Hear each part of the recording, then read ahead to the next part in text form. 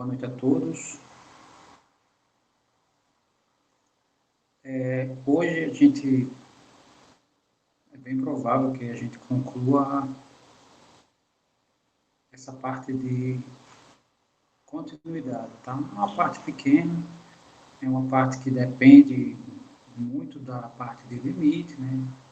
Tem algumas informações a mais, mas eu acho que não é tão necessário, além de uma aula da sua extensão, né? No caso, preciso estender mais de uma aula para falar sobre.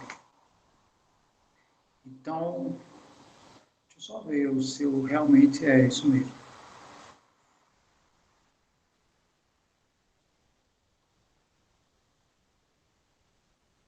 Só uma coisa, eu, eu falei sobre esse limite exponencial fundamental. Falei não, né? Então, na verdade, antes de começar a continuidade, né, eu preciso falar dele. Tá? Essa parte aqui, como eu tinha comentado, eu não vou falar nada sobre, né, visto que a demonstração utilizando a demonstração para as funções exponenciais já tinha muita correlação com o logaritmo, né? Quando a gente ia fazer a prova, as demonstrações. Em verdade, aqui dos logaritmos, praticamente vai seguir os mesmos passos da exponencial, porém só vai inverter a função que será usada. Né? Se lá eu usei logaritmo, aqui eu vou usar exponencial. Porém, os caminhos são praticamente idênticos. Né? Então, enfim, essa parte do logaritmo eu não vou falar. Tá, essa parte aqui do limite da função exponencial, eu não vou fazer demonstração, como eu falei, né?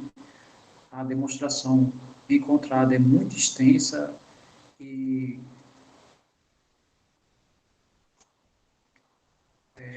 sei lá, tem muita coisa atribuída e faz com que não seja tão intuitivo muitas vezes, né? Então aqui eu vou fazer,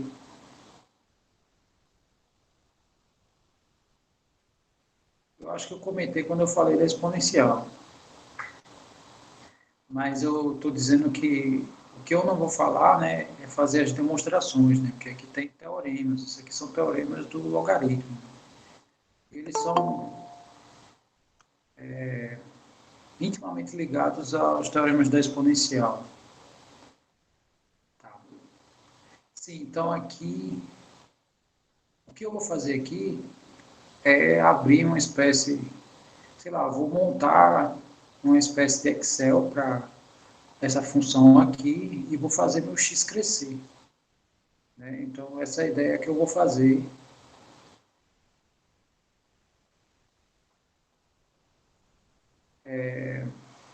em relação a esse limite. Tá? Então, o nosso número é um número que é aproximadamente 2,7. Né? Esse númerozinho de Neper é mais ou menos 2,7. E vou mostrar a vocês como é que a coisa funciona lá no meu programinha. Mostrando aqui bem rápido.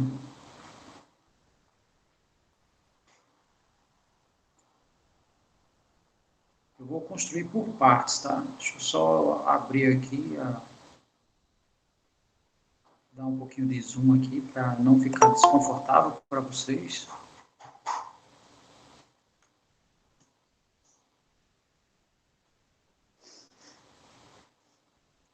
E eu vou começar da seguinte maneira. Eu vou pegar aqui uma sequência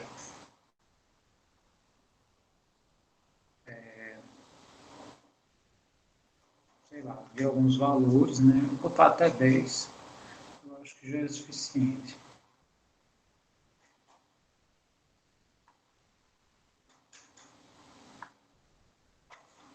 No caso, eu quero ver o que acontece, né? Como é que eu vou construir a minha tabela. Primeiro, eu vou fazer meu x variar de 1 a 10. Depois eu vou fazer 1 sobre x, né? No caso, isso vai variar de 1 até 1 sobre 10. Depois eu vou fazer 1 mais 1 sobre x, né? Que isso aqui vai variar de 2 até 2 mais 1 sobre 10. E depois eu vou fazer 1 sobre 1 mais 1 sobre x elevado a x. E aí chego na expressão, né, que eu quero. Eu posso também colocar valores grandes aqui, né, mas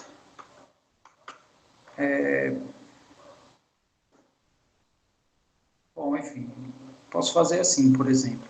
Aqui eu vou fazer, ok,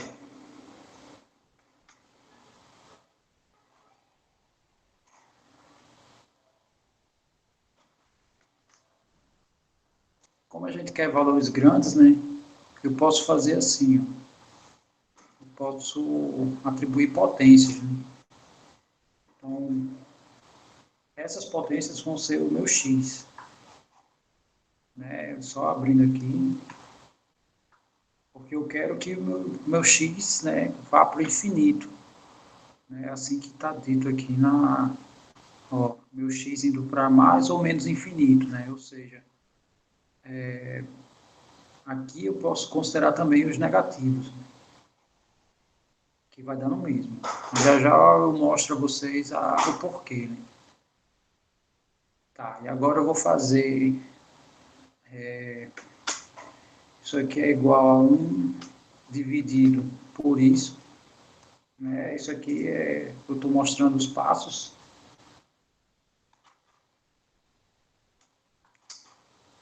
Pô, rapaz. Oxi.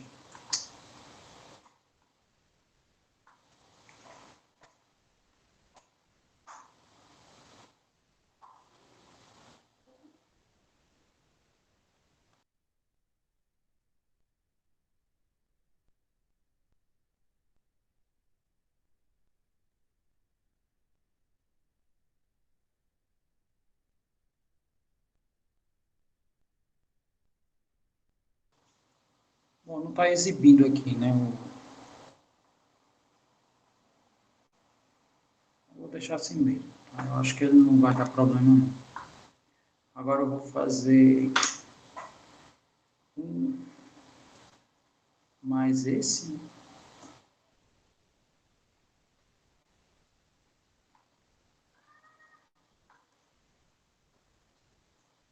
Aqui é porque, por causa do tamanho, tá? O espaço aqui não comporta os zeros, mas ele está considerando, tá? Mas aqui ele dá uma arredondada. E por fim, eu vou fazer isso elevado isso, a isso aqui.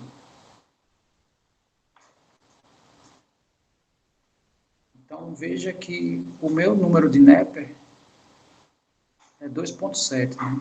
Mais ou menos. O primeiro valor já deu quase 2,6 aqui.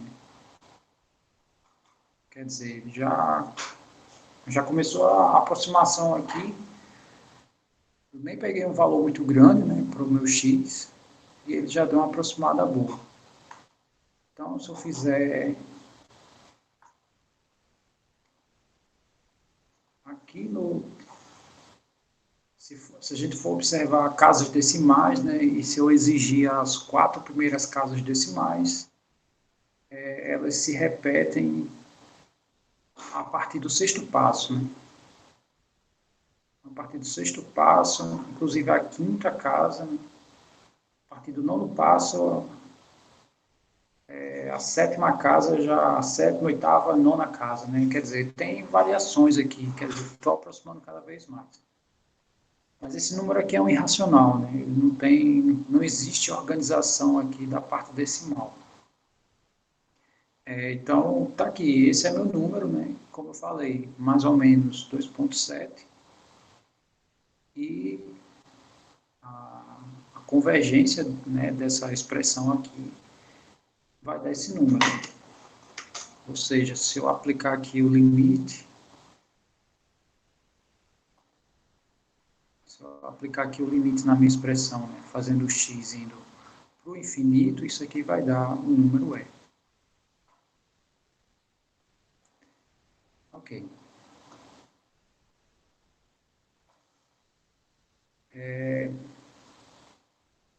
Tá, e se eu aplicar menos infinito, ele também vai para e.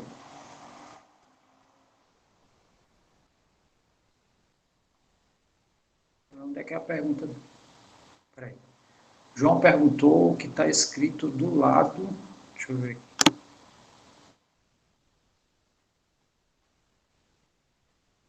Do lado do infinito está escrito o quê? Do lado eu acho que é isso aqui, ó. Pode ser ou mais infinito ou menos infinito.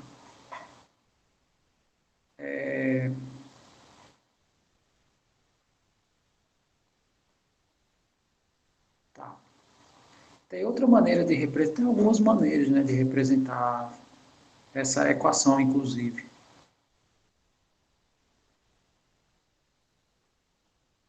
Eu vou fazer sim desse.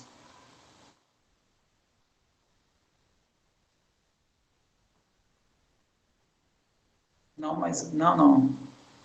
Espera aí. O mais aqui você está falando? O mais aqui?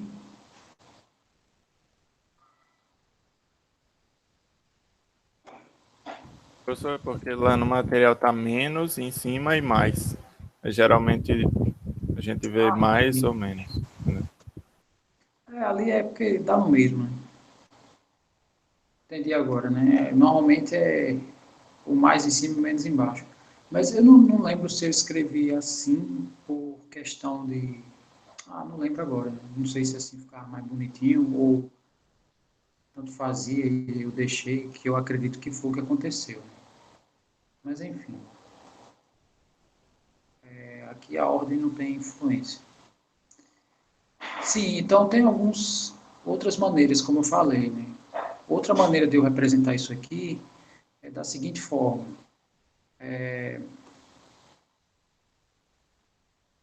Eu posso fazer, por exemplo, o TI para zero. Por quê? Porque quando o x vai para infinito, é essa parcela que vai para zero.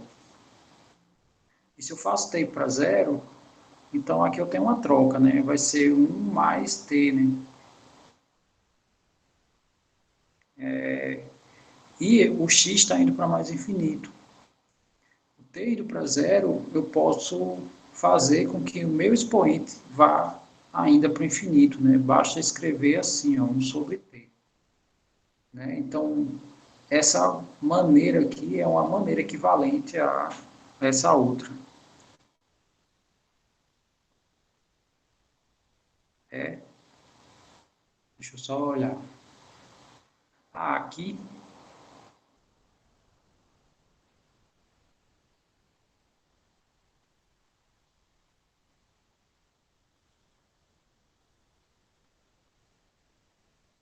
eu acho que fui induzido. Né?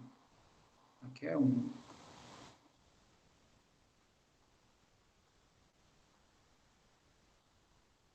Obrigado. Sim, então isso aqui também vai para E. E tem o caso, o 2 é porque quando esse cara aqui for 1, né, então que eu ia fazer variar de o x do 1 ao 10. Mas aí no caso eu fiz variar mais, né? Não, aqui começa do 1. Ó, o primeiro x é o 1.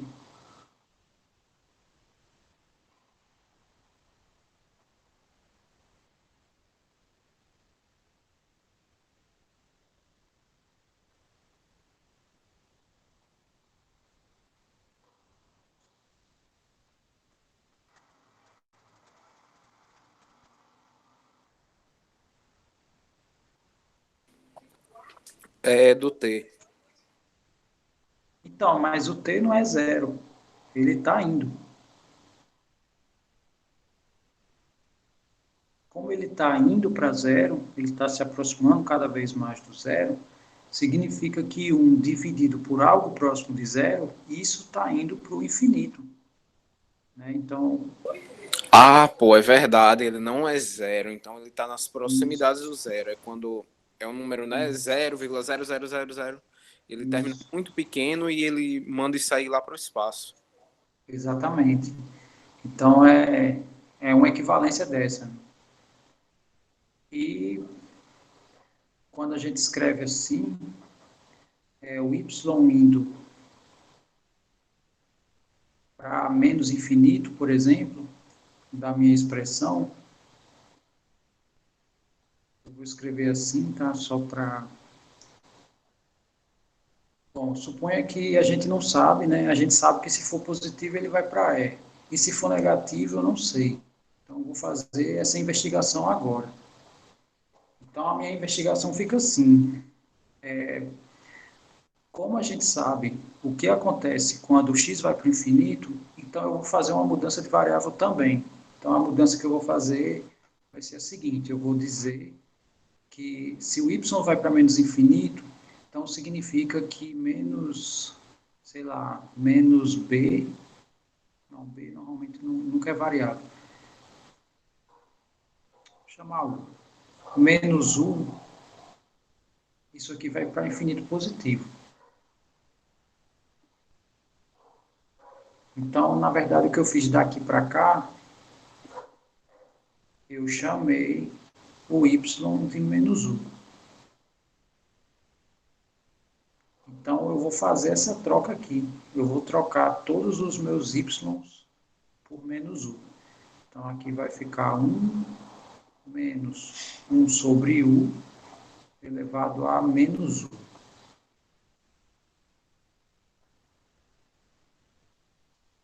Ok, aí fazendo aqui,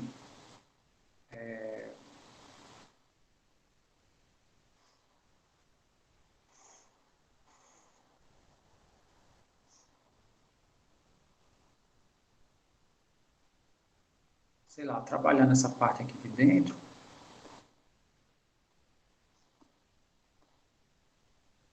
aqui a gente vai chegar em u menos 1 sobre u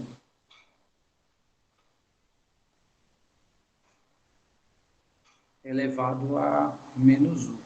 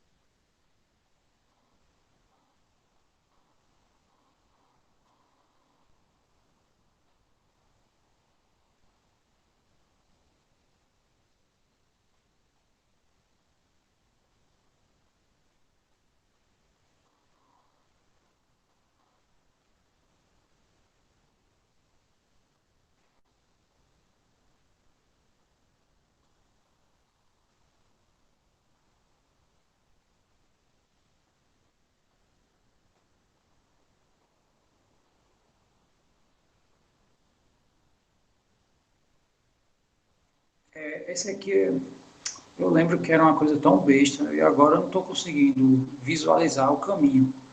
Eu sei que era uma substituição bem boba assim, e quando a gente faz, sei lá, mexia nessa parte interna, aparecia de novo a mesma expressão, né? Só trocava as variáveis. Então, tem certos momentos, né, que não vale a pena ficar martelando se o cara não lembra, né, o cara fica rascunhando até lembrar. Eu acho que a pessoa perde tempo. Essas coisas é para se fazer, sei lá, ou antes da aula, né, para não se perder tempo durante a aula, ou depois da aula, caso não consiga, que é o que está acontecendo. Então, eu vou deixar essa ideia aqui, exibir que o y indo para menos infinito, isso aqui também vai dar o neperiano, né? Mas, repito, é uma substituição boba e vai aparecer exatamente a mesma expressão, né? Só que com outras variáveis. Então, eu vou, por hora, adiar essa parte aqui que eu estou falando. Eu vou só responder a pergunta do João Guilherme, que ele não está conseguindo enxergar o porquê que isso aqui vai para o neperiano. E, na verdade, isso aqui vai para o E por causa do seguinte: quando x vai para o infinito, essa parcela vai para zero. Então, eu coloquei uma variável aqui que faça o mesmo papel. Como o t está indo para zero, então esse t, de fato, vai para zero, né? Então, observe, né, o que está acontecendo aqui. Ó. Esse vai para zero e esse também vai para zero. E esse x está indo para o infinito. Ou seja, se meu expoente for para o infinito, então as duas expressões são equivalentes. E se a gente observar, 1 sobre t está indo para o infinito, porque, né, o t está se aproximando do zero. Tá? Então, tem uma equivalência aqui, né? Eu só troquei 6 por meia dúzia, né? Só mudei a escrita, né? Fiz uma troca de equivalências aqui e os dois, né, vão para o mesmo valor. Tá, vou ficar devendo, essa informação é bem simples, né? Eu não preciso nem, inclusive, montar um PDF para vocês mostrando isso aqui. Isso aqui, um detalhezinho antes de iniciar a aula, já é suficiente. Agora eu vou mostrar a vocês como é que funciona na prática. Ou seja, como é que esse limite aqui vai para E ao quadrado, por exemplo. Como é que esse limite aqui vai para E elevado à terceira, né? E esse, como é que ele vai para o E ao quadrado. E para isso, sei lá, esse terceiro aqui, a gente vai observar que os dois primeiros já são suficientes para visualizar a resolução e ver como é que faz o terceiro, né? No caso, pelo menos um deles eu vou deixar para vocês tentarem. Então, por exemplo, vamos aqui à ideia limite, x indo para o infinito, de 1 mais 1 sobre x, elevado a 2x. Tá? Quando é só o x, eu sei que a minha expressão vai para E. Aí, quando é 2x, não sei, né? A priori, a gente não sabe o que dá. Bom, então aqui a ideia é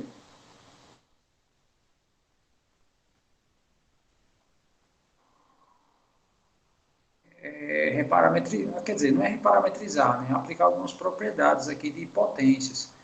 Então, o que a gente sabe, né? A gente sabe o seguinte: se eu tenho A elevado a, sei lá, 2x, por exemplo, isso aqui tem uma propriedade de potência que me diz o seguinte, né? Isso aqui eu posso escrever assim ou assim, ó.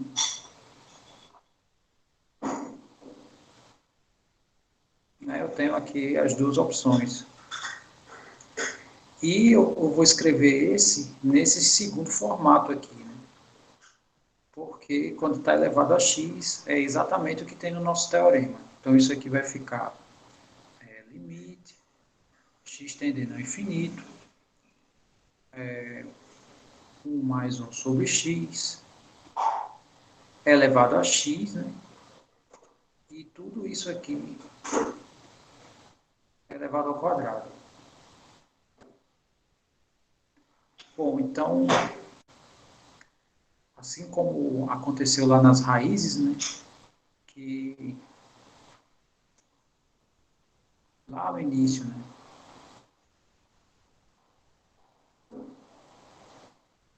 Essa propriedade aqui, ó, limite de uma potência é a potência do limite, né?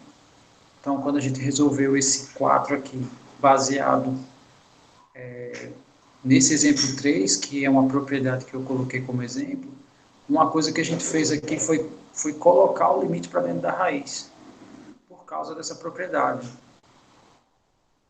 Se isso aqui eu transformar no limite de f de x tudo elevado a n, né, isso vai dar exatamente o L elevado a n. O que eu estou dizendo é o seguinte,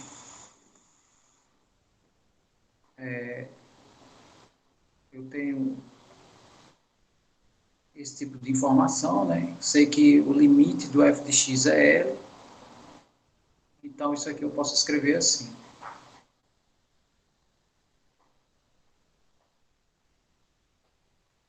E o limite do f de x, né, aqui, sei lá, x está indo para A,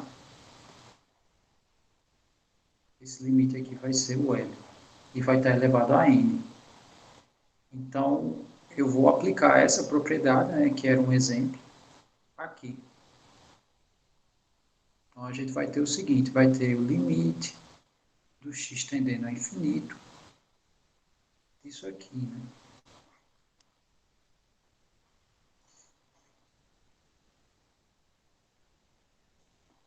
E esse limite de dentro, né, de acordo com o teorema, ele vai dar o nosso E. Então, isso aqui vai para o E ao quadrado, que é o que diz, que é o que tem lá no exemplo, né?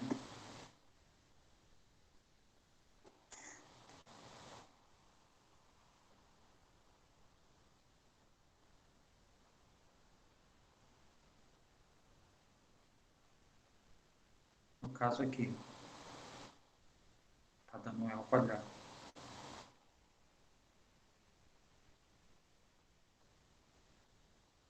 Tudo bem até aqui? Foi tranquilo esse exemplo?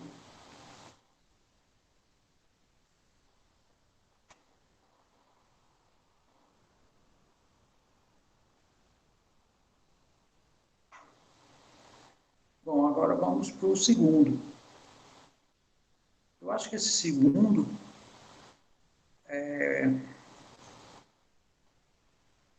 vai, inclusive, tirar essa nossa dúvida aqui, ó. Espero. Mas, enfim, vamos sem aperreios, ver como é que funciona nos exemplos. Tá? Então, o exemplo, tanto faz, né? O x indo tanto para mais ou para menos, né? Isso aqui, essa expressão aqui vai para o E. Então, vamos ver como é que funciona essa daqui. Deixa eu só nomear aqui. Isso aqui é o exemplo 13.1.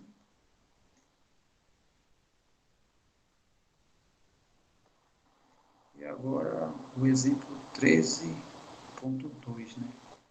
É o limite x está indo para menos infinito e a expressão é 1 mais 3 sobre x elevado a x. Bom, então, como é que a gente faz, né, esse caso aí? Esse caso aí a gente vai considerar a seguinte coisa. Eu quero montar um limite que aqui tenha 1 sobre alguém, sei lá, 1 sobre y, por exemplo. Por que eu quero isso, né? Porque o nosso teorema, ele só garante essa informação aqui, né? Ele não garante a informação para quando eu tenho um valor aqui no numerador dessa minha fração. Então, primeiro eu vou transformar essa minha fração nisso aqui, tá? Aí eu quero ver o que acontece quando eu faço isso. Então, vamos fazer aqui essa conta aqui à parte, né, como um rascunho. Eu vou transformar 3 sobre x em 1 sobre y. Tá, mas Aí, fazendo isso, né, a gente vai ter uma mudança de variável de x para y. Tá, e aqui, então, a minha intenção é isolar o y. Consequentemente, isso aqui eu posso escrever como x sobre 3. Isso aqui é o nosso y.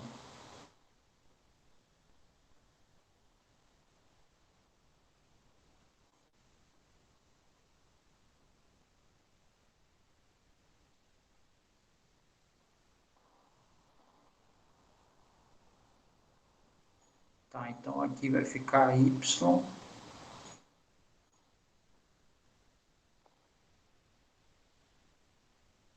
indo para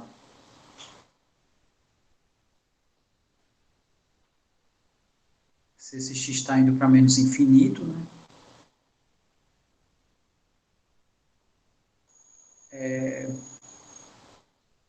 Se esse x aqui está indo para menos infinito, outra coisa que eu posso dizer aqui é isso. X é 3y, tá? Então, se o x está indo para menos infinito, 3y vai para menos infinito, eu vou escrever assim, né? Em particular, se 3 vezes y está indo para menos infinito, é porque essa minha variável está indo para menos infinito. Isso eu vou escrever no próximo passo. Tá, e falta trocar esse x aqui, ó. Tá, mas nessa mudança de parâmetro, quem é o nosso x? O nosso x agora é o 3y. Então, vamos fazer essa troca. Esse x aqui vai ser 3y. Tá, então, a partir de agora, eu posso aplicar a mesma regra que foi aplicada aqui. Essa potência aqui pode ser reescrita da seguinte maneira. Y vai para menos infinito, né? Esse 3 não tem tanta influência nesse caso, né? Aqui no... E isso pode ser escrito assim. Aí, aplicando o caso anterior, né, essa parte de dentro vai para E elevado a 3. E pronto. Tá aí mais um caso, né, mais um exemplo.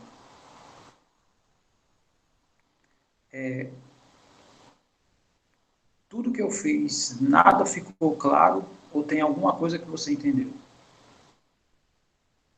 No caso, a Michelle, né, que ela falou que não entendeu a parte do Y.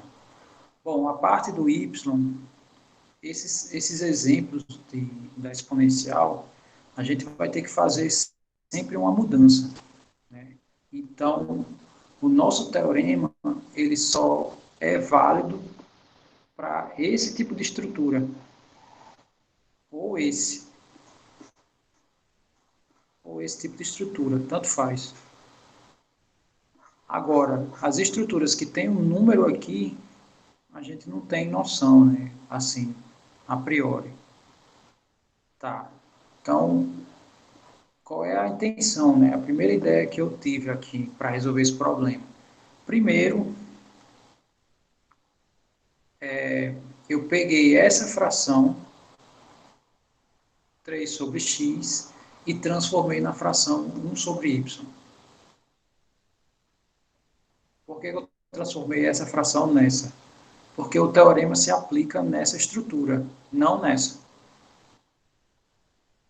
Aí ficou aqui, ó. A fração 3x vai ser substituída por 1 sobre y.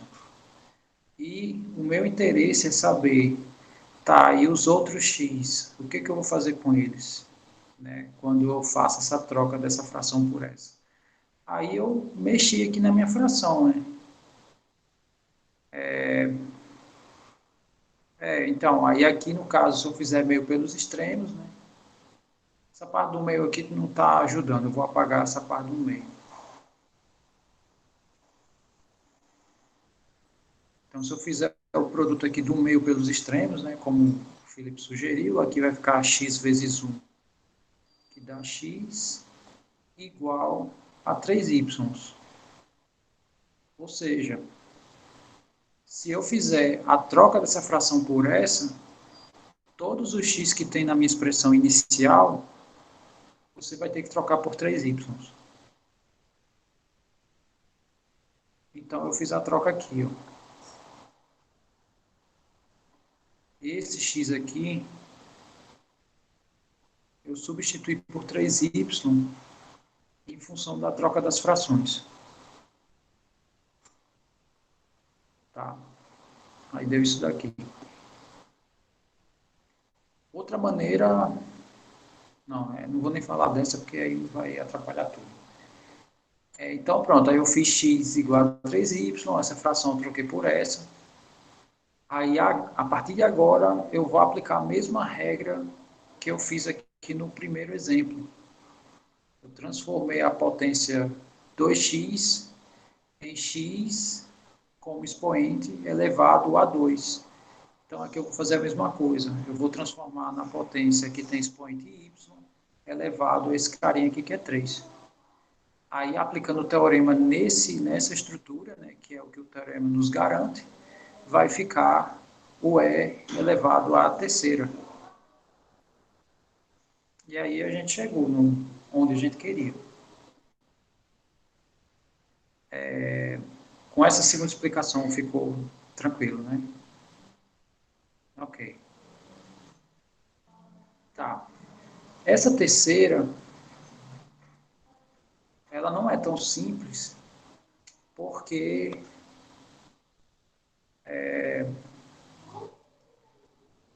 aí está entrando mais um elemento, né, na história. Aí não é quer dizer, é uma estrutura totalmente diferente das anteriores.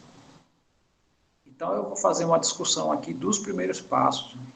Não vou fazer ela inteira, porque assim a gente vai perceber que essa estrutura aqui ela vai se transformar em estruturas semelhantes aos casos anteriores. Aí a gente, né, tem como fazer algumas deduções.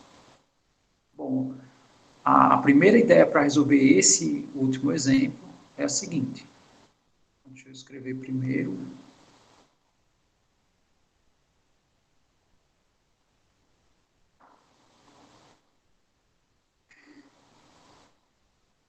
O exemplo, né? Eu tenho um limite com x indo para o infinito. Se eu não me engano, é x mais 1 sobre x menos 1. Isso é elevado a x. Eu acho que é isso. Deixa eu só conferir aqui. Isso. Ok. Aí, como é que eu transformo, né? A pergunta que não quer calar, né? Como é que eu transformo essa estrutura numa estrutura do nosso teorema? Bom, o primeiro passo aqui seria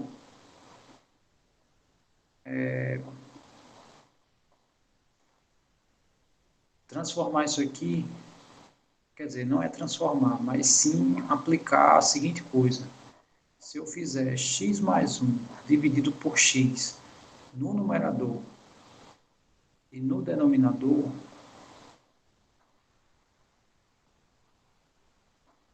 eu não vou ter mudanças no resultado. Não sei se todo mundo consegue enxergar esse primeiro passo.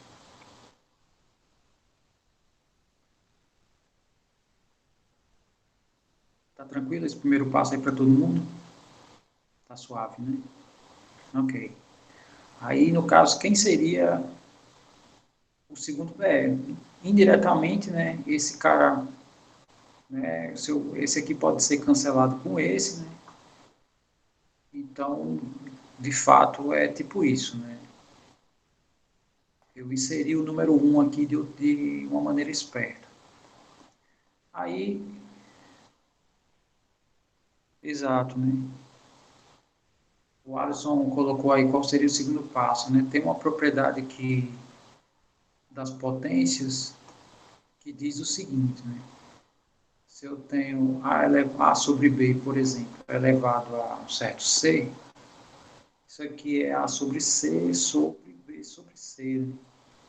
Porque a fração vai repetir C vezes, né? indiretamente o numerador, tanto o numerador quanto o denominador, ambos vão se repetir a mesma quantidade de vezes.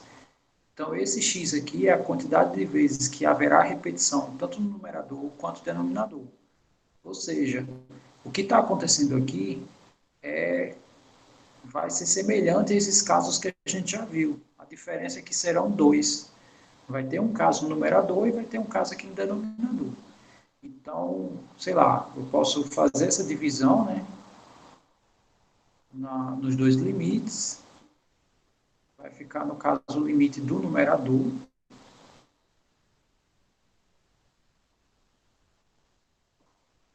E aqui eu vou efetuar as divisões, né? X dividido por x dá 1, mais 1 sobre x. Quer dizer, aqui já tem a própria estrutura do teorema, né? A gente já sabe para onde isso aqui vai. Agora, tem que só se investigar essa parte de baixo. Então, essa parte de baixo vai ficar assim, né? Limite, x tendendo ao infinito. Aí aqui vai ficar 1 menos 1 sobre x, né? Elevado a x. Bom, aí volta aquela questão, né? O que a gente tem que fazer para resolver esse de baixo? Porque eu sei quando é positivo. Eu não sei quando é negativo. Aí vocês podem dizer assim, não, mas quando é negativo, equivale a quando o y é negativo.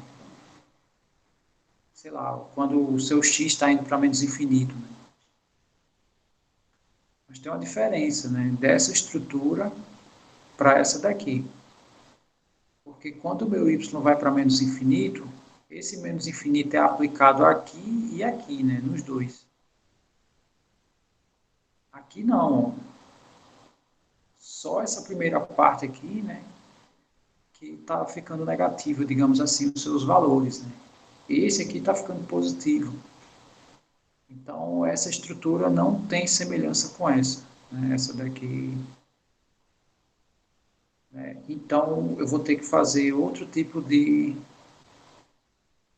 aplicação aqui. E a aplicação seria algo equivalente ao que a gente fez no exemplo 13.2, que é a seguinte coisa, eu vou considerar, porque aí é propriedade, né? No caso, eu acho que foi uma das primeiras propriedades, inclusive, que a gente trabalhou essa ideia. Deixa eu só ver aqui se eu acho fácil. Tá, só um minutinho aqui. Deixa eu só achar aqui, ó. No caso da propriedade P4, ó. Limite do quociente, né? Se o L é o limite do F e o M é o limite do G, então isso aqui é o quociente dos limites. Tá? Por isso que eu posso fazer a distribuição dos limites no quociente.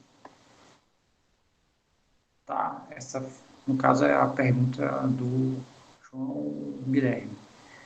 Agora deixa eu só encontrar aqui onde a gente está. É aqui. Bom, então, vou passar. Não sei se o Lucas vai querer falar ou digitar. Deixa eu só ver aqui se ele está digitando. Isso. No caso aqui, é isso mesmo. É como se eu multiplicasse e dividisse por x. Então, é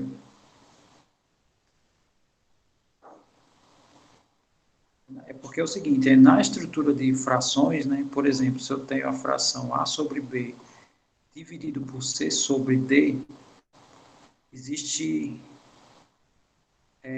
exato, né, o Alisson... Eu fiz a mesma operação no numerador e denominador. Essencialmente foi isso que eu fiz, né? Eu dividi o numerador por x e o denominador também.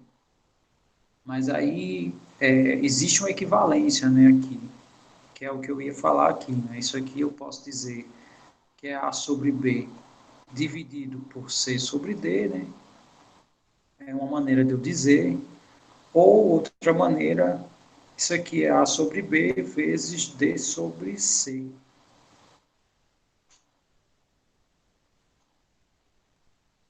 Então, eu tenho o A e B aqui inicialmente, né, esses dois. Se eu inserir o X aqui, sei lá, o X aqui e aqui, né, no lugar do B e do D, ou assim, tanto faz. Então, eu posso remontar aqui minhas matrizes. Isso. Né, eu posso fazer a mudança, matrizes não, das minhas frações. Tá? Então, eu posso transformar esse produto nessa divisão de frações. Né? É só ver quem fica onde. Os denominadores ficam nessa parte do meio e os numeradores, né, ficam aqui nessa parte dos extremos. Ou seja, aqui eu também posso mudar, né? A vezes D é a mesma coisa de D vezes A. Eu posso escrever assim, ó, D sobre B, por exemplo. Aí que ficou muito... Posso trocar isso por esse, que aqui o produto vai ser a mesma coisa. D sobre B é a mesma, sei lá, e aqui embaixo C sobre A. Né? Ou seja, é só questão de estruturação, né? Aí se eu for refazer essa estruturação, ficaria esse x vezes esse cara sobre o produto desse x com esse cara, né? Olhando para o que está aqui em amarelo. Então, o que a gente fez aqui é uma dessas possibilidades. Ok. Aí, a questão agora é fazer as mudanças que eu fiz aqui, né? Que no caso seria a seguinte: eu vou pegar menos 1 sobre x e eu vou transformar em 1 sobre t, por exemplo. Por quê? Porque o nosso teorema só é garantido quando esse sinal do meio é positivo.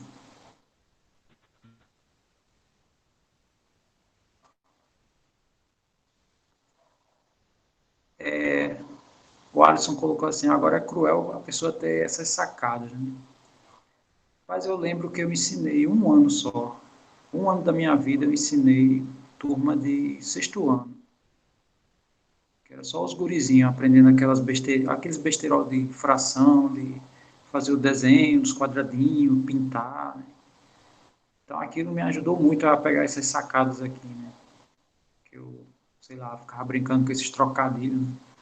A maioria dos meninos voava que só, mas alguns pegavam a ideia. Né? Sei lá, tem alguns que era muita energia e pouca concentração, mas é normal, né? A idade também é propício, né? Mas enfim. Sim, então fazendo esse trocadilho aqui, agora eu preciso só saber quem vai ficar meu X, né? É fácil, é legal você ficar brincando com ele, mas é verdade. Se no caso o Paulo Juca, né, começar a fazer isso, né, tirar um tempinho ali, porque assim, para a gente, né, a tarefa deles é tão trivial que a gente fica só olhando, né, só dando risada do sofrimento dele ou não, né, depende aí do... Mas aí o cara começa a pegar umas sacadas aqui, e quando, né, pega esses casos aqui, aí você, rapaz, eu tava vendo isso aqui, é mesmo, eu posso fazer a troca assim e tal. Quer dizer, você abre o seu leque, né, para, sei lá, essas frações básicas, essas potências básicas, sei lá. Porque é essas coisas que se vê, né, nesses anos fundamentais, né, por exemplo, quando a gente viu o limite, né, a gente dividiu, eu fiz a divisão dos polinômios, né, eu me utilizei da divisão dos polinômios, porque para vocês é mais recente a divisão de polinômios do que produtos notáveis avançados, sei lá, produtos notáveis com potência 3 ou 4, não sei. E, de fato, nem eu lembro, assim, né? Eu lembro que, sei lá, quando eu estudei ensino médio e fundamental, eu usava para grau 2, né? Eu não lembro, assim, de usar grau 3. Mas isso aí você pode ficar treinando, né? Sei lá, você estende, né? Aí, se a gente dominasse polinômios, por exemplo, né, aí eu já poderia fazer a substituição ao invés de dividir. Mas é isso, né? É sempre bom, assim, volta e meia, você mexer numa ferramenta do ensino fundamental médio, que com a experiência que a gente não tem os mesmos olhos para elas, né? A gente começa a ver coisas um pouco mais além, né? Coisa que a gente fica, né? Hoje a gente diz, caramba, eu não consegui enxergar isso, sei lá, quando você mexe, né? Quando você abre umas continhas. Mas enfim, é isso. Bom, agora eu vou, sim, a gente vai fazer o seguinte aqui, vai fazer a mesma coisa do que eu fiz aqui, nessa daqui, né? Eu vou ter que fazer essa conta aqui para saber quem é x. E aplicando aqui meio pelos extremos, né? Vai dar para ver facilmente que o nosso x vai ser menos t. Então, essa parte de baixo, né, a gente vai fazer, quer dizer, vai ficar assim, né? Limite, se o x é menos t, né? Isso aqui meio que justifica também aquilo que eu estava querendo mostrar, mas isso não significa que eu não vou falar disso no próximo encontro. Menos t está indo para o infinito, consequentemente o t está indo para menos infinito. E a gente vai ficar com 1 mais 1 sobre t elevado a menos t. Que o menos t, no caso, é nosso x.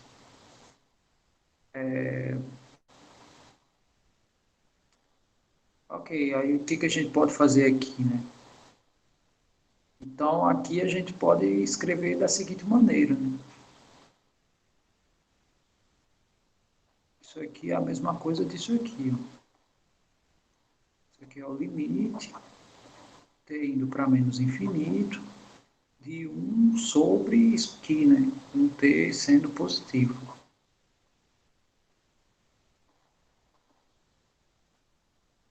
Aí eu aplicando no numerador limite de uma constante é a própria, aplicando no denominador, isso aqui vai para 1 sobre e.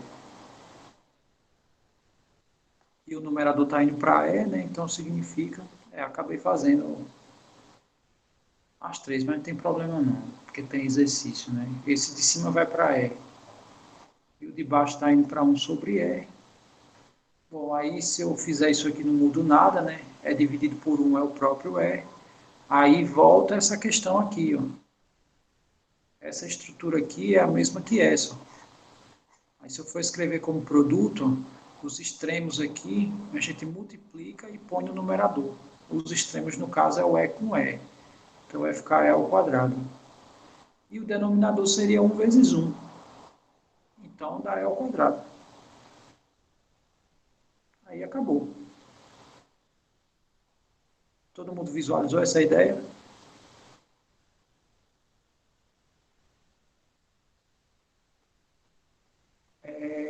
Sim, peraí, deixa eu ver. Menos t está indo para menos. Na verdade, menos t está indo para mais. Porque é o seguinte, aqui na parte de baixo, x está indo para o infinito e com essa mudança aqui, né, de variáveis dessa fração, o meu x é menos t, né? Ou seja, x é menos t. Menos t está indo para o infinito.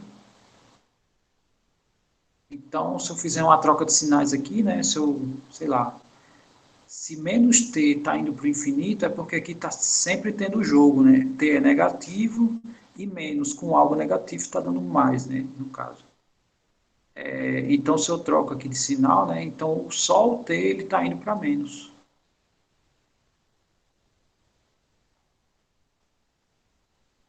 Que foi o que eu escrevi direto aqui, ó, né? X está indo para mais infinito. Então, o t, ó, não é menos t que eu botei aqui, não. Se fosse menos t, tinha que ser o próprio infinito também.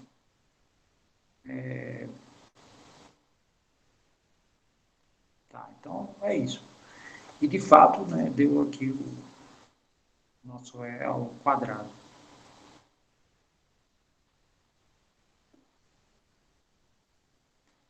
Então, essa é a parte desse segundo limite fundamental, né? Então, só recapitulando, a gente já viu os limites básicos nas 3 funções elementares, né? Passamos muito tempo aqui nas funções polinomiais e as operações que envolvem elas, né? No caso, divisões entre polinômios, raízes de polinômios. Aí a gente falou, né, de uma aplicação para a função seno e uma para a função exponencial. Por que que, aí vocês podem até perguntar, né, fazer alguma pergunta, sei lá, um pouco filosófica, inclusive. Por que que nas exponenciais e trigonométricas são poucos teoremas, né? Os teoremas fundamentais é mais em relação ao comportamento que a gente já conhece do seu gráfico, dos seus respectivos gráficos. Mas se a gente for ver teoremas fundamentais, são poucos, né? Nas funções trigonométricas tem um só, e aqui na exponencial também só tem um.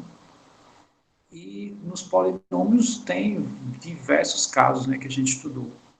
Aí a razão dessas, né, dessas diferenças é pelo fato dos polinômios ter um comportamento muito variado comparado às outras, né? Então,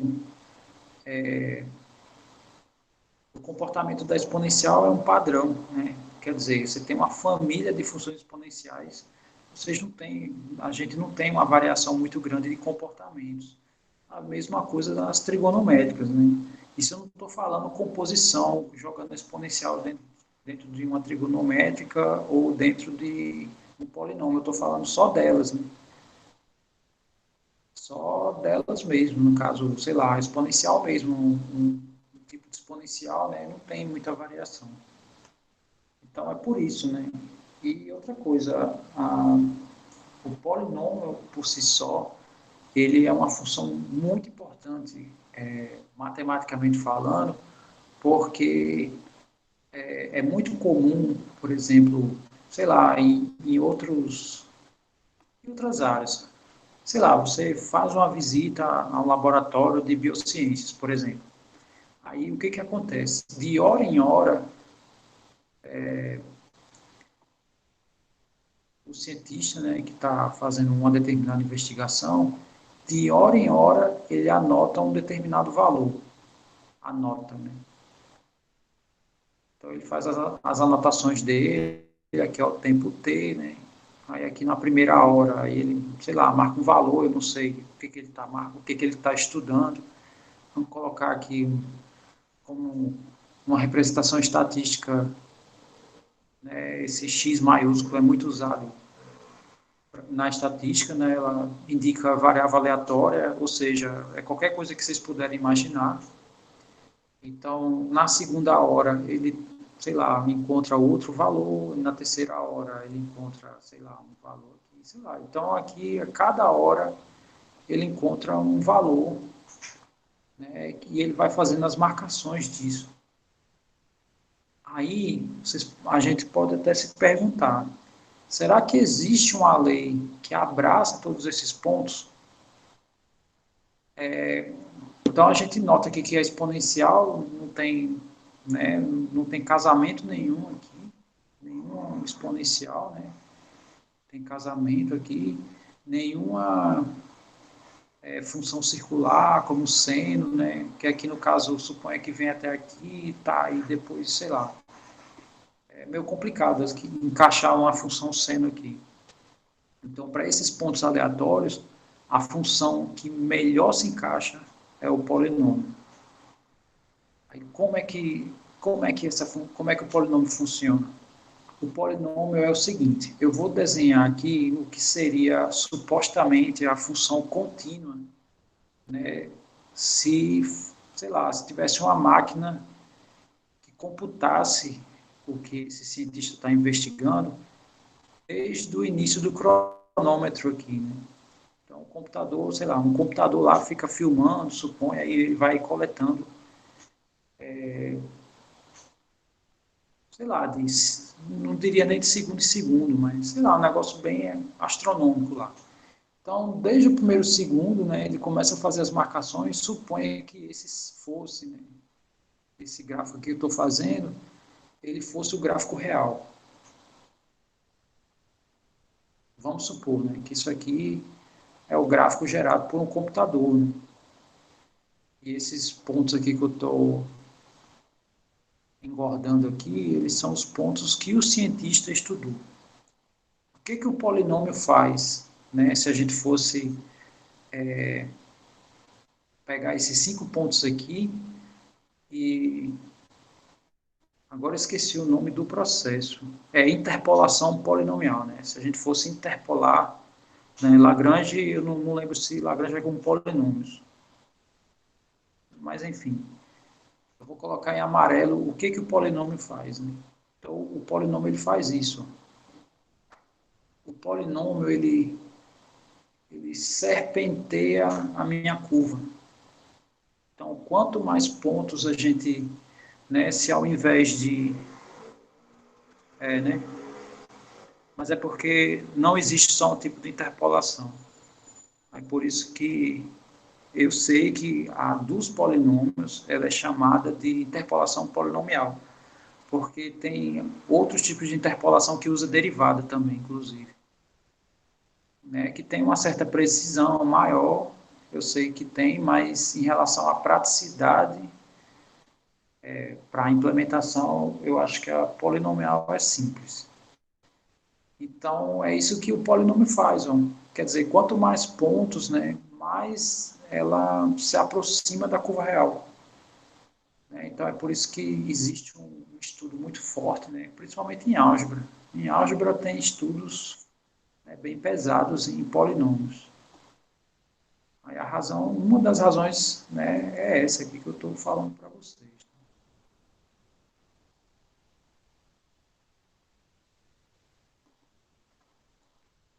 Ok.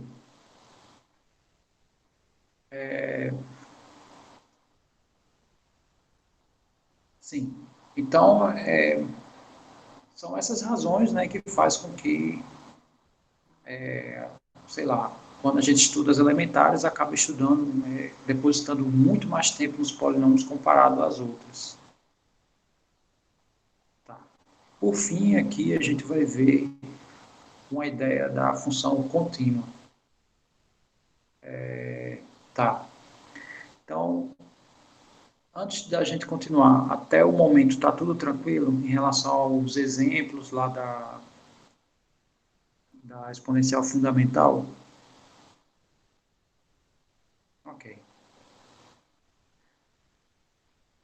Muito bem. Então, qual é a ideia da função contínua? Quando é que uma função é contínua? Então, uma função f, ela é dita contínua num ponto, né? A primeira definição que a gente dá é em um único ponto. E depois a gente começa a estender essa definição para intervalos. Se, primeiro, o limite tem que existir, né? A primeira coisa. E se o A pertence ao domínio, né? Por que que na próxima frase tem essa consideração? Porque se o limite existe, não necessariamente o A não precisa estar no domínio. Mas se ele tiver, então o limite de f de x é exatamente o f de A. Quando isso aqui acontece, aí eu digo que ela é uma função contínua. Trocando em miúdos, eu vou fazer aqui alguns desenhos. Primeiro, vocês me respondam se deu para entender um pouco da ideia do que eu li da definição. Vocês entenderam a leitura que eu fiz, mais ou menos? Bom, então, primeiro, a primeira definição, ele fala quando uma função ela é contínua em A, ou seja, quando ela é contínua num ponto. Então, ele exibe dois fatos, né? Duas condições, na verdade, tem que ser satisfeitas. A primeira das condições é que o limite ele tem que existir.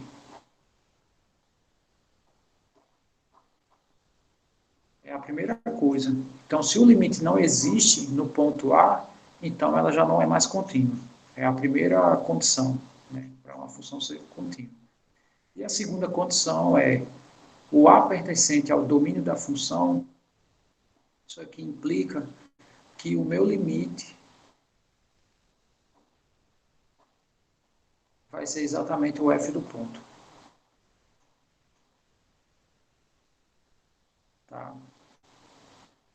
Então, eu vou fazer aqui alguns desenhos e eu vou perguntar a vocês qual dos desenhos, né, das funções que eu fiz, que eu exibi aqui, quais delas vocês acham que é contínua.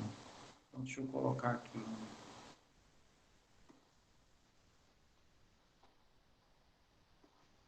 aqui uns desenhos.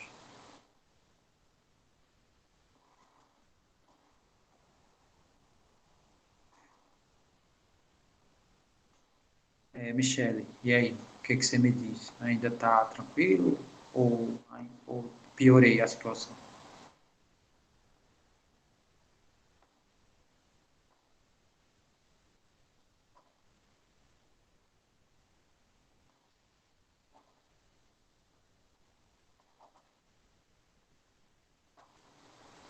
Não vou nem colocar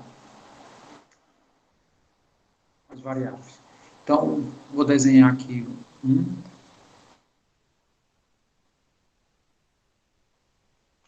gráfico, vou colocar aqui, fazer essa marcação aqui, vou fazer outro gráfico aqui,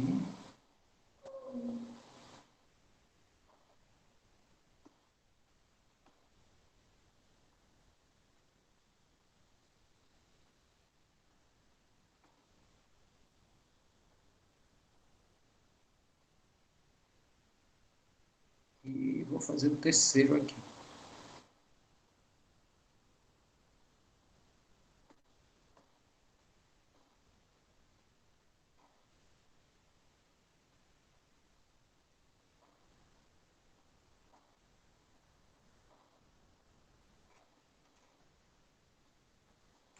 Vou chamar a primeira de 1, a segunda de 2 e a terceira de 3.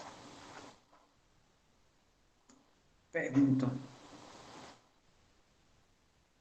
qual das três é um caso de uma função contínua e qual delas não é? Né? Se não é, por que não é? Vamos perguntar por partes. Né? Quais das três representam uma função contínua? O que vocês acham? Faltou só uma coisinha aqui, mas pode ir respondendo.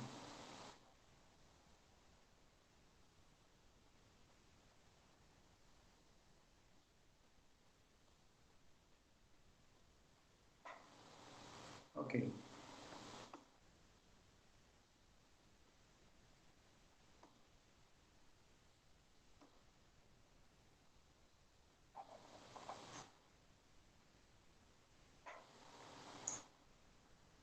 Ok, então, estatisticamente, eu tenho, até o momento, né, 3 votos, né, tem 4 pessoas que votaram, dessas 4, 3 votaram na terceira e uma votou em nenhuma. Quer dizer, uma pessoa votou em nenhuma. Todas, no caso, para o Paulo, todas são descontínuas. E para os demais, né, a terceira é contínua. Bom,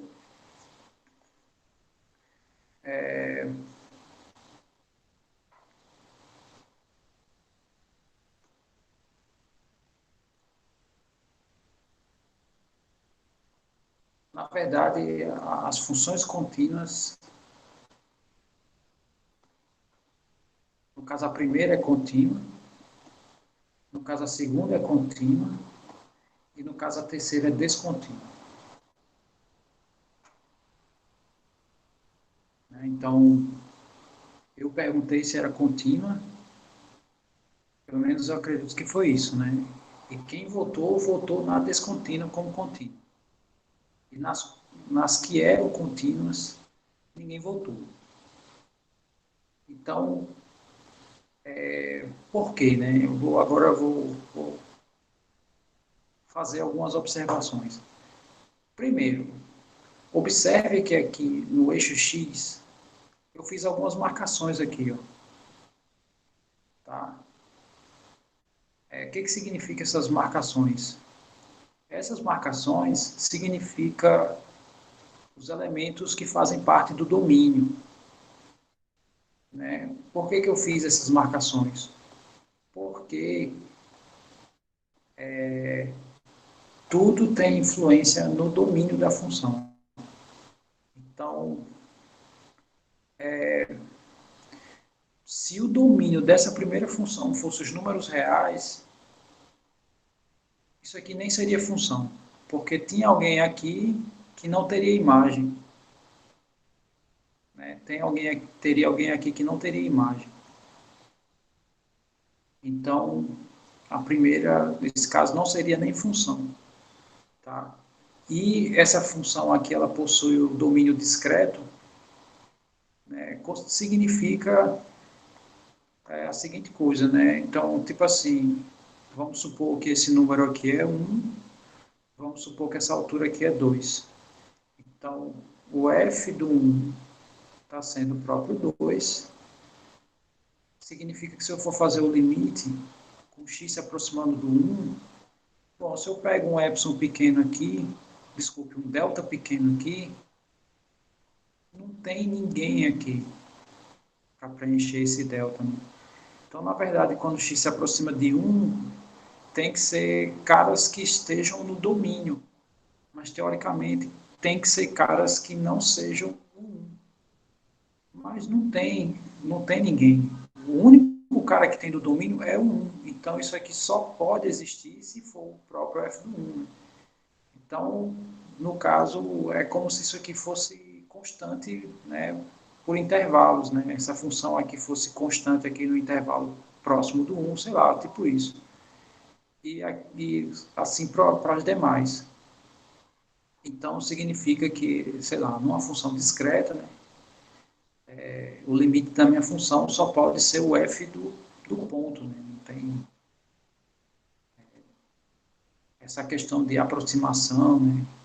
Na verdade, isso aqui só funciona, de fato, quando a minha função, o meu domínio são os reais, né? Que é o que a gente vem estudando. No caso contrário, esse limite é o próprio f do ponto. Né? Então,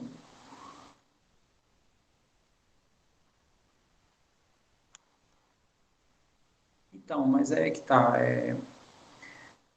Num caso desse aqui, você não pode dizer que o limite não existe, né? Porque não tem redondeza. A vizinhança aqui é vazio, só tem de domínio, só tem o x sendo o próprio 1. Então, sei lá, se for aplicar limite aqui, isso aqui só pode ser o próprio f do 1. Né? Você não pode dizer que o limite aqui não existe. Né? Aqui, sei lá, quando x se aproxima do 1, só tem um único valor, né? Que é quando isso acontece. É porque, no caso aqui, a interpretação é um pouquinho diferente. Né? Você não pode fazer a interpretação como se faz para números reais. Então, esse limite, ele existe, ele obedece exatamente à condição de função contínua. Né? O limite em f de x é o próprio f de 1. E, beleza, ela vai ser contínua num ponto. Né? No segundo ponto, se a gente for fazer a mesma análise, ela também é contínua nesse segundo ponto. E ela é contínua no terceiro ponto. Né? Outra coisa, os três valores pertencem ao domínio, né? Os três valores pertencem ao domínio. E é a única coisa que pode ocorrer, né? É a igualdade aqui. Né? O limite aqui só pode ser o f do ponto, porque não tem vizinhança. Ok, então significa que se ela é contínua nos 3 pontos, então ela é contínua na função inteira. Né? E esse caso aqui, a análise que se faz aqui é a mesma que essa. Né? Aqui não tem vizinhança, e, consequentemente, quando o x se aproxima desse valor, na verdade já é o f dele, né? Porque não tem, né? A vizinhança só se resume a um único ponto aqui. Então, ela é contínua nesse ponto e nesse intervalo ela é contínua também, porque qualquer ponto que eu pego aqui, né? A vizinhança aqui vai se aproximar desse f daqui, né? Sei lá, vamos chamar esse ponto aqui de A. Né? Para todos os pontos aqui no intervalo, minha vizinhança se aproxima do f de A. Quer dizer, então aqui existe todos os limites e todos os caras aqui estão no domínio. Né? Então, é exatamente isso aqui que acontece nessa função, né? Em todos os pontos. E esse cara, no caso, essa função aqui, ela é descontínua, tudo por causa desse ponto aqui. Né? A descontinuidade está nesse ponto B. Então, por que essa função é descontínua? Porque quando eu me aproximo pela esquerda, essa função aqui está indo para um valor. E quando eu faço a aproximação pela direita, ela vai se aproximar aqui de outro valor. Então, se os limites laterais dão valores diferentes, a primeira condição não é satisfeita. Então, não existe o limite, consequentemente, ela não pode ser contínua. Então, essencialmente, né, quando é que uma função é descontínua? Quando tem salto nas imagens. Geometricamente, esse é o fato que nos descreve a descontinuidade em funções. Tendo salto nas imagens, então ela não é mais contínua. Tá? Todos os outros casos, tudo dependendo do domínio, lógico, caracteriza a continuidade nas funções.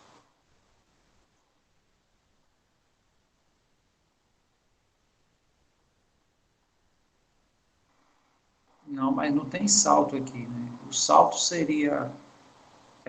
aqui só tem um valor, inclusive. Aqui não tem salto. Nesse ponto aqui só tem uma imagem.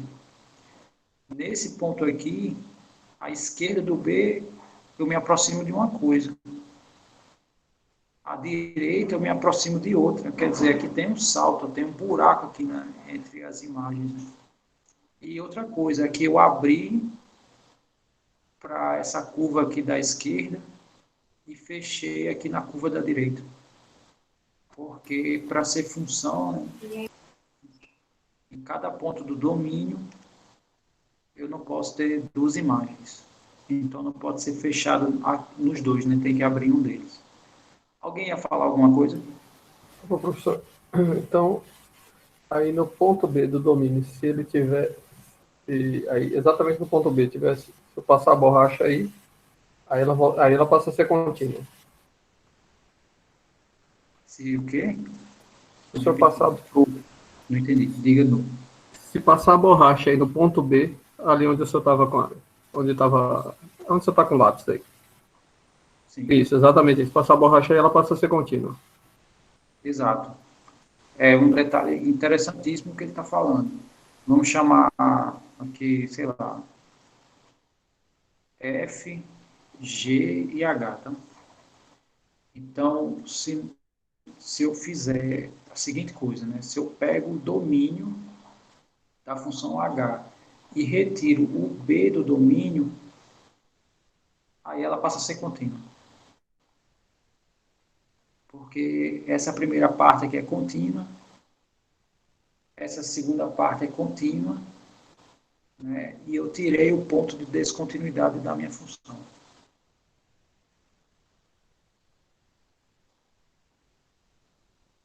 Tem várias maneiras da gente transformar uma função contínua em descontínua. Né?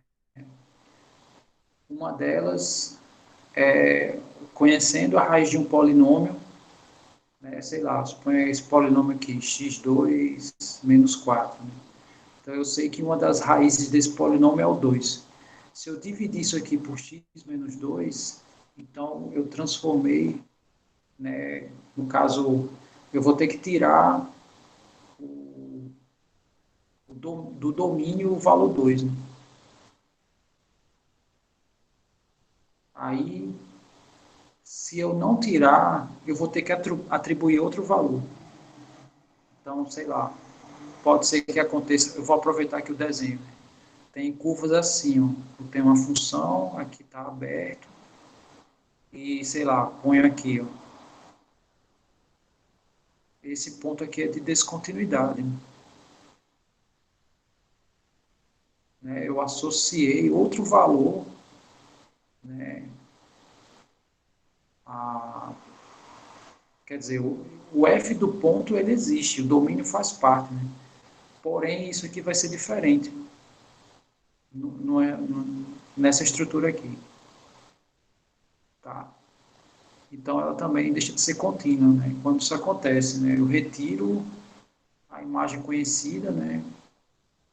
No caso, isso aqui é, sei lá, se x for diferente do 2, é essa expressão, e, sei lá, eu atribuo qualquer outra imagem aí, sei lá, vou botar 10 aqui para x igual a 2. Né? No caso aí seria mais, sei lá, vamos supor que fosse lá em cima, né, ao invés desse. Pronto, então essa função também é descontínua. Né? O f do ponto ele existe, mas ele está longe aqui né, da aproximação, né? Se eu calcular o limite aqui, vai dar diferente, né? O limite aqui vai dar diferente do f do ponto. Né? Então, essencialmente, são esses dois casos, né? Assim, trocando em miúdos, é quando tem saltos.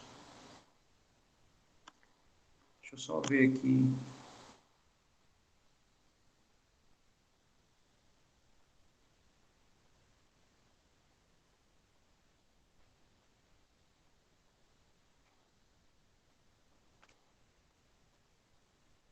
Bom, agora ele quero entender o que o João não entendeu. Ele botou entre parênteses imagem conhecida, mas no caso a imagem conhecida é quando eu elaboro na sentença, tá? Eu digo quem é a minha imagem, não é a imagem, né, gerada, sei lá, pela minha expressão. Eu adoto outro valor. Eu não sei se o que exatamente ele disse que não entendeu. Sim, então é como se para minha função inteira eu adotasse uma lei de formação lá, aí para esse ponto específico eu mudasse. É isso? É, tipo isso. É exatamente isso. Aí, consequentemente, né, essa mudança que a gente faz, a gente gera um salto, né, na imagem, né, comparado ao que era esperado, né, o que o limite nos exibe, né. Aí isso torna a função descontínua. Porque assim, a gente inclusive, a gente só falou de uma definição, né, que é o fato de uma função ser contínua em um único ponto, sendo que eu já me estendi, né. Quando é que eu digo que uma função é contínua? Quando ela é contínua em todos os pontos. Então,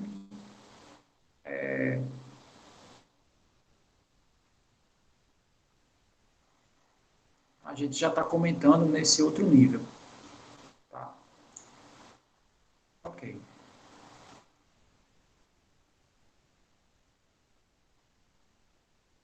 Bom, aí tem algumas definições.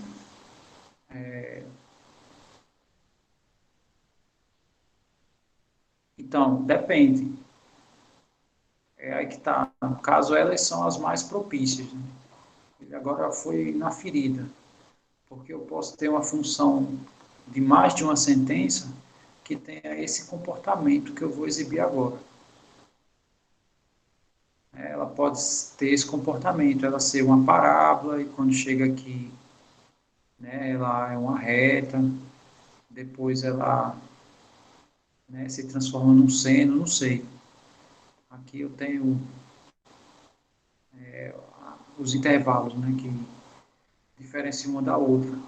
Quando, né, as emendas aqui, vamos chamar assim, né, coincide a imagem nas emendas, então aqui ela é contínua, não tem problema nenhum aqui. O problema é quando a emenda não encaixa. Por exemplo, se eu fosse colocar, ao invés dessa função que eu estou apagando, fosse colocar outra reta, e a outra reta tivesse assim, por exemplo, né, aí deixa eu só ajustar aqui, sei lá, que fosse aberto aqui, sei lá, aberto aqui e fechasse aqui, por exemplo. Aí aqui já deixou de ser contínuo, né? Tem dois pontos de descontinuidade aqui, no caso esse ponto aqui e esse ponto aqui. Tem diferenças aqui nas imagens. Aquele primeiro caso ela era contínua, esse segundo caso que eu estou exibindo ela é descontínua. Então esse é, né, dos tipos de funções que mais a gente estuda aqui nessa parte de continuidade, ó, né? Bom, eu vou só fazer uma leitura aqui, algumas observações, tá? E encerrar esse nosso encontro. Aí, segunda-feira, a gente já responde esses exemplos. E tem dois teoremazinhos bem legais aqui para a gente encerrar. Aqui não tem nem conta, né? É só questão, esse limite, esse teorema aqui só garante, né, que a gente pode aplicar, né, na parte interna, né, da composta. Só isso. Então, a substituição não é possível, é só para garantir isso, né, quando eu tenho composição de funções. E depois tem a continuidade, né, o teorema que me garante isso, né. Aí, ou seja, se eu tenho duas funções contínuas e eu gero uma composta, aquela composta também vai ser contínua. Essa é a ideia desse teorema aqui, que fecha, né? Aí a gente começa a resolver os exercícios. Então, a partir de segunda-feira, né, eu sei que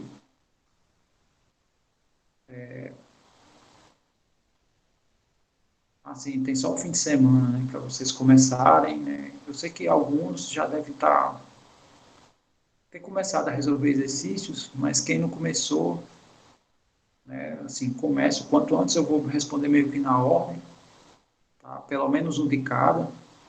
Depois que a gente resolver todos eles, aí eu, sei lá, tiro um momento para mais algum, né? Se alguém acha assim que está precisando porque não consegue visualizar nenhum tipo de saída, ou mesmo visualizando não consegue sair, né? Eu faço também.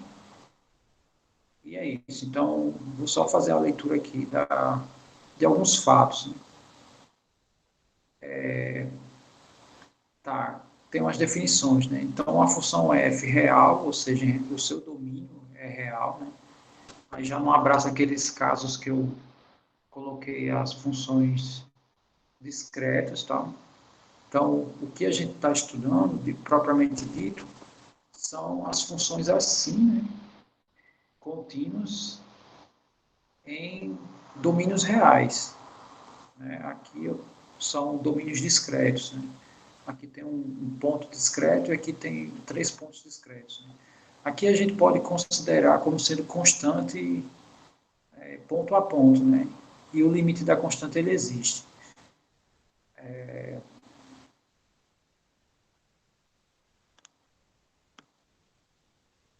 Deixa eu só responder essa pergunta. Nessa última função, se só apagasse a reta seria contínua? No caso, se tirasse esses pontos aqui do domínio, né? Aí sim ela seria contínua, tá? Porque essa função seria contínua, né, nesse domínio, e nesse domínio aqui, sem esse cara, né, já estou dizendo que esse cara não está no domínio, ela também seria contínua, consequentemente a minha função seria contínua sim, sem problemas. O problema não é o salto no domínio, né, o problema é o salto nas imagens. O salto nas imagens é o que faz com que a minha função seja descontínua. Ok. Outra definição, a minha função f é descontínua se não for contínua. Né? Eu defini o que é uma função contínua.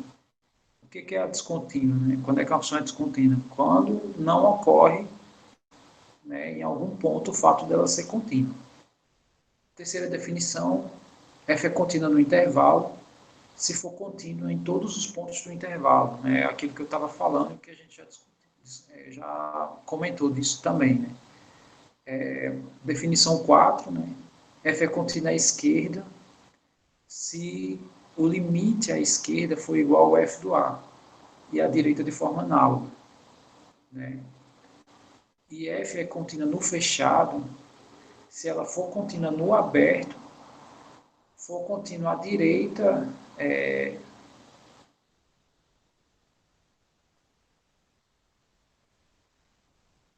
no caso aqui é o contrário, tá? É a esquerda do A, né? Porque a direita é a parte interna. E a esquerda do B, não, no caso é o contrário, é a... Sim, sim, é isso mesmo. No caso, é quando eu me aproximo pelo lado direito, né, do A. Né? Eu faço a aproximação pelo lado direito, isso. Aí se ela for contínua, a direita do A está certo. E a esquerda do B, né, significa que ela é contínua no fechado. Tá? E é isso. Então, próxima aula, a gente começa comentando desses exemplos. Né? Falando desses exemplos e depois os teoremas finais. Lembrando que também eu vou começar os exercícios. Essa parte é pequena. Tá? Ela está bem no finalzinho. Quer dizer, estamos bem no finalzinho do conteúdo. Então é isso. Tá? Grato a presença de todos. Eu vou desligar aqui e aguardar se tem perguntas. No caso, já tem uma. Né? Só que ele dissesse qual foi o C que ele não entendeu.